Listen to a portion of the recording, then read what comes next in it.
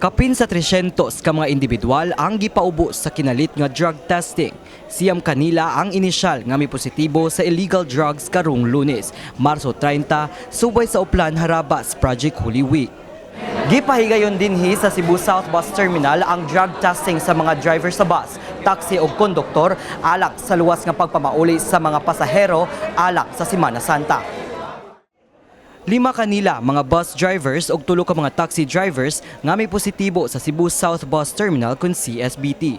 Samtang usa ka taxi driver ang natala sa Cebu North Bus Terminal kun CNBT.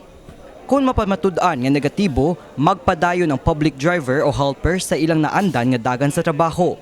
Apan sa magpositibo sa confirmatory testing, i-turn over kini sa local police unit alang sa unsaya ngayan nga interbensyon kanila sama sa rehabilitation. Sa habig sa Land Transportation Franchising and Regulatory Board kon LTFRB nga manubagsab ang mga operator sa mga driver nga magpositibo sa confirmatory test sama sa revocation sa ilang prangkisa. Nasa 104 units na po yung na-issuean natin ng special permit for this Uplan Semana Santa, and we are continuing monitoring yung ating mga terminals kasi kung sakaling makita natin na mayroon pang pagkukulang yung ating mga units, yan po ay pupunan natin sa pamamagitan ng pagbibigay ng special permit sa ating mga sasakyan. Ang operasyon gipasiugdahan sa Philippine Drug Enforcement Agency kon PDEA Central Visayas. Ang gusto lang namo ipaabot nga ang drugs makadaot. This should stop. Labi na nga nag-provide sila services to the people that involves yung safety bitaw. So kinahanglan i-out sila sa drugs. Kay makadaot mangguni dili lang sa ila, sa community or sa tanan, even sa members of family nila.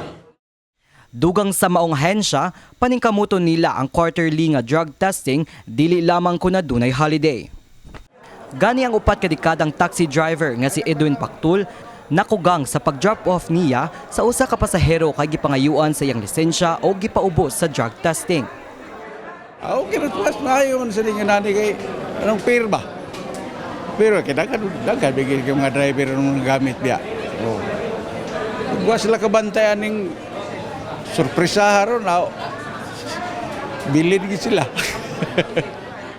Pero alang ni Pactul, agresibong pamaagi kini paglikay sa di maayong epekto sa illegal nga drogas. Ang Land Transportation Office kon LTO mipaabot sab sa ilang suporta sa pagpahigayon sa surprise drug testing. Nagtatanong sila kung bakit walang second chance. Hindi po pwedeng second chance pagka road safety ang pinag-uusapan kasi paano po yung mga pamilya na na-aksidente? Paano po kung namatay? Wala naman pong second chance sa buhay yun. So as early as now, bibigay po namin yung strict enforcement dyan sa positive result. Samtang padayon ng pagdaghan sa mga commuters paingon sa nakaraiyang lungsod o syudad sa probinsya sa Sugbo, mas gihingusgan sa otoridad ang pagsiguro sa kaluwas sa pagbiyahe. Sa atong padayong pakikihinabi sa taxi driver na si Pactul, mipadayag sab kini og kabalaka sa way hunong nga pagsaka sa presyo sa lana.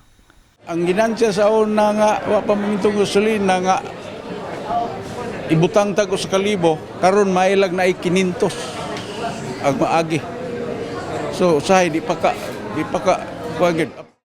Pasalig sa LTFRB nga paninguhaon nila nga karong adlaw moabot na ang first batch of fuel subsidy alang sa mga kapin 11,000 ka drivers o operators sa rehiyon.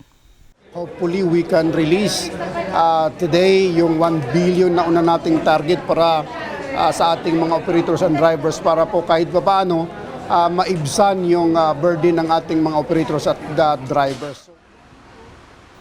Kini si Mark Ermas, alang sa MyTV Cebu.